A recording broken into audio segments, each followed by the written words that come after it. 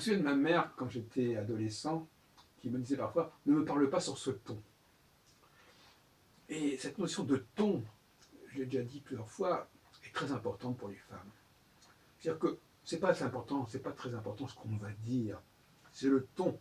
Parce que finalement, elles ne comprennent pas ce qu'on leur dit, et donc elles ne comprennent qu'une chose, c'est le ton.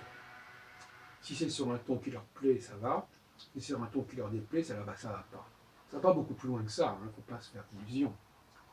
Et, mais en général, au fond, ce que les femmes disent n'a pas beaucoup d'importance. Parce que, euh, au fond, c'est comment elles le disent qui est important pour elles. Et elles-mêmes ne s'écoutent pas tellement. Parler, c'est une façon de remplir le temps, d'occuper le temps, de papoter comme ça, voilà, c'est de faire les frais de la conversation. Voilà. Il faut qu'il y ait du bruit, il faut qu'il y ait de la parole, mais au fond, bon. Et c'est un peu le mythe de la caverne, c'est-à-dire on est dans le noir, on est dans l'aveuglement, on voit rien, donc il faut que ça parle. Voilà. Il faut faire acte de présence, donc il faut parler. Et évidemment, chez les hommes, c'est pas du tout comme ça, parce on se voit, donc on a besoin de parler, et on regarde les choses, donc on a besoin de les décrire. Donc ce sont des mondes totalement différents. Et donc, les hommes, eux, ce que disent les femmes n'a pas beaucoup d'importance. Donc ce qui est important, c'est leur physique, c'est leur... moi, par exemple, souvent, je crois qu'on peut très bien couper le son. Euh, la façon dont une femme s'exprime, c'est ça qui fait son charme, c'est pas ce qu'elle dit, ça n'a aucune importance ce qu'elle dit. Et alors, pour les hommes, ce qui est important, c'est le ton. Pour les femmes, c'est plutôt le côté visuel, donc c'est assez paradoxal, parce que justement, les femmes vont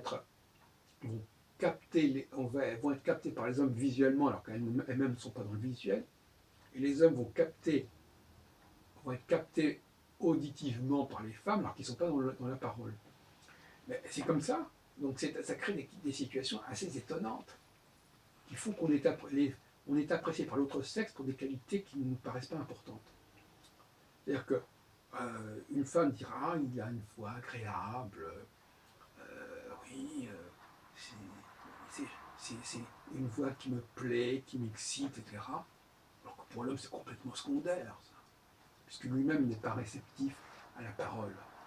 Et une femme va être appréciée par un homme parce qu'elle a une façon agréable de s'exprimer, mais pas de. Elle a des gestes, elle a une gestuelle qui fait plaisir, elle a un physique, une mimique qui fait plaisir à l'homme, alors qu'elle se trouve complètement, puisqu'elle n'est pas dans le visuel, voyez-vous. Donc c'est très curieux ce genre d'échange. C'est assez étonnant quand on y pense. Et donc, au fond, euh, dans le rapport entre hommes et femmes, le contenu n'a pas beaucoup d'importance. Puisque, de toute façon, les hommes ne s'intéressent qu'au physique et les femmes ne s'intéressent qu'au ton. Et donc, ce n'est qu'entre hommes qu'on arrive à accéder au fond. C'est pour ça qu'il faut séparer les hommes des femmes. Et on le fait assez bien dans les églises et surtout dans les synagogues orthodoxes, à savoir que, bon, quand on est dans un rapport mixte, ça fonctionne, mais ça fonctionne comme je viens de le dire. Donc sur des malentendus, sur des choses qui sont finalement assez, bon, qui ont leur charme bien entendu, ça peut déboucher sur des rapports affectifs, sexuels, etc. Peu importe. Il y a un certain plaisir à être avec l'autre sexe, c'était évident. Mais au niveau il ne faut pas se leurrer, au niveau du contenu, c'est-à-dire de ce qui est réellement dit, et pas de la façon dont on le dit. Hein, pas le ton qu'on prend, ou pas parce que la personne qui le dit a un physique avenant.